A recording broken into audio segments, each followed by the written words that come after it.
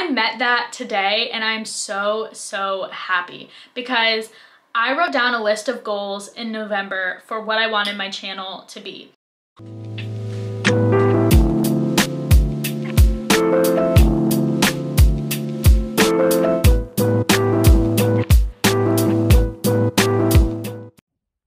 Hey guys, it's Michaela and welcome back to another video. First, I just want to say thank you so much for every single person that has subscribed to my channel or just watched my videos. I honestly did not expect to gain this traction that I have in such a short period of time. So I'm incredibly grateful and super excited to keep going. Now with that, I wanted to share how I actually did get 1,000 subscribers in a month and some tips and tricks to help you succeed in your channel as well. It was easier for me to start this channel just because with the job I have, I've already been trained in how to edit videos. And even just talking to people I know that have a YouTube channel, a problem they run into a lot is just how long it does take to edit a video. And if you've never edited a video, you probably don't know how much actually does go into it, especially if you're using a program like Premiere Pro.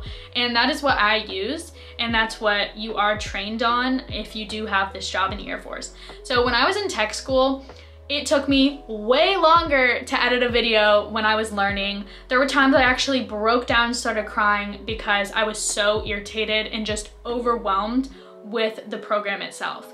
So if you are just starting out, you can definitely start on Premiere Pro, but something like iMovie is probably going to be a lot easier. It's a lot more simplified. But if you do want to use Premiere Pro and just jump right in, I have a tutorial on my channel. The first video I made was being a broadcast journalist in the Air Force, and I published this on November 21st of 2020. So that was actually filmed with my GoPro, and you can definitely see the quality difference from that first video to, say, my most recent one. So one of the first things I did was invest in a good camera. The camera I invested in was the Sony ZV-1. And it is meant for vlogging. I absolutely love this camera. It has super crisp audio. The viewfinder flips out so I'm able to actually see myself while I'm recording. And it's just a really good quality camera, especially for the price. So the camera itself, I believe, was $700. And I then got a mini tripod and I got the 64GB SD card. So altogether, I spent around $800, which as far as camera equipment goes, that is not bad at all. And I did view this as an investment because I've always wanted to start a YouTube channel, so I wanted to have the proper equipment. With my job, we do get issued camera equipment. We use Nikons, and some of the lenses we have are upwards to tens of thousands of dollars. So like I said, spending $800 on this was not bad for me, but I do understand that that can be a hefty amount for a lot of people. So you can absolutely record on your phone. No one's saying you can't, and honestly, a lot of people can't tell the difference. But because I am trained in this kind of thing, I was a lot more particular with what I wanted. Next thing I did was list every single video idea I could think of, even projected into next year, onto a Google document. So what I did was literally just write out every single idea I had that I could do a video on, even if I would never execute, even if it was difficult, or even if it sounded stupid. I literally just wrote down every single thing. This is important because it gives you a visual of all the different things you can do. Because what I think attributed to my success in such a short period of time was uploading videos consistently. Because the more videos you have in your channel, the more people it will attract and the more watch hours you will receive. So making a consistent schedule and being consistent with uploading videos keeps your subscribers interested instead of just posting one, say, once a month or every 3 months when an idea pops into your head.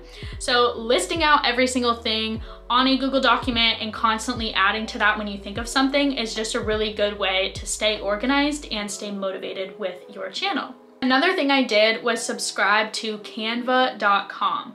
I absolutely love this site so much. It is how I make my channel customization banner. It's how I make my watermark, all my thumbnails, my intro video, my outro.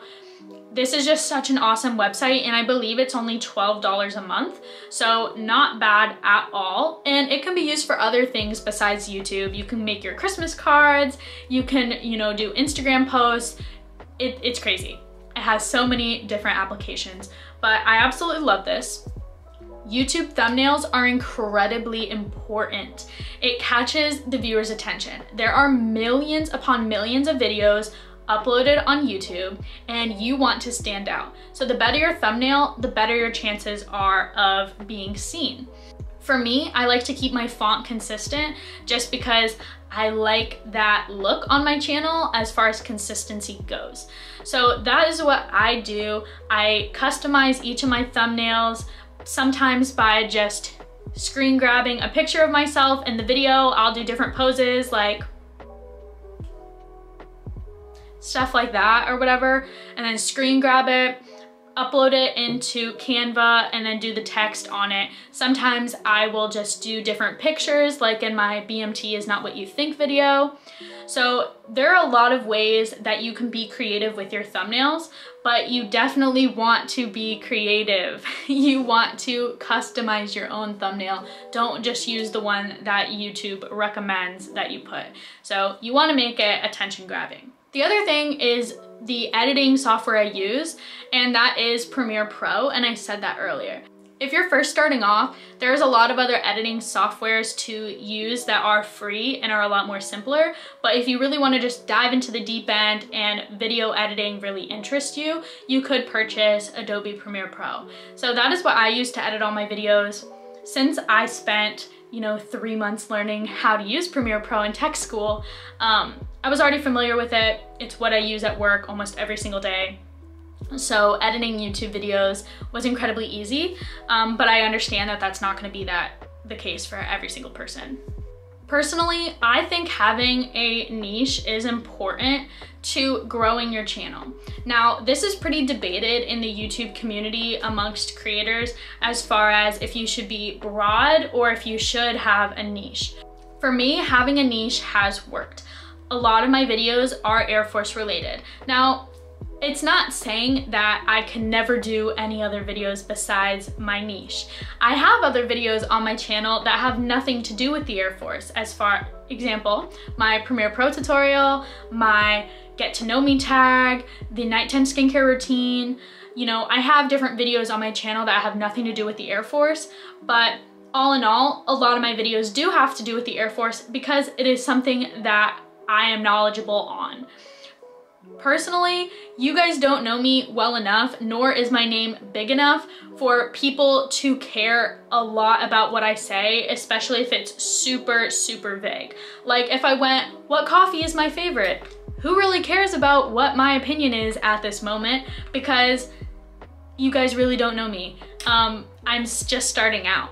So I think when you're just starting out, building a niche is really important just so that your viewers can get to know you and build that, trust and that rapport in you. And that's not to knock people that start off doing, vague general videos, because I've definitely seen that those people can bring in immense success, and it also has to do with the algorithm of YouTube. And nobody has really figured that out. YouTube kind of does what it wants. So if YouTube picks up your videos like it has done mine, you have a greater chance of success. So that is really just a gamble, to be completely honest. But yeah, that statement wasn't meant to knock anybody who does broad videos. Personally, I've just seen success with having a niche, and as I grow, I'm going to be doing a lot more different kinds of video once my name is bigger. The requirements to get monetized are 1,000 subscribers and 4,000 public watch time hours. So I met that today, and I'm so, so happy because I wrote down a list of goals in November for what I wanted my channel to be. And one of the goals was I wanted to get monetized by the end of 2021, and I am currently starting 2021 with meeting those monetization requirements. So I just put in I just created my Google AdSense account, which takes a couple days to be created because they are going to review my channel. So once that happens, I will then be on my way to getting monetized. But I am just super proud of myself. for putting in the time and effort to make these videos. And I am so grateful for all of you for actually caring about what I have to say and wanting to see these videos. So thank you so much for every single person that subscribed, every person that's watched, and thank you guys, and I'll see you later for another video.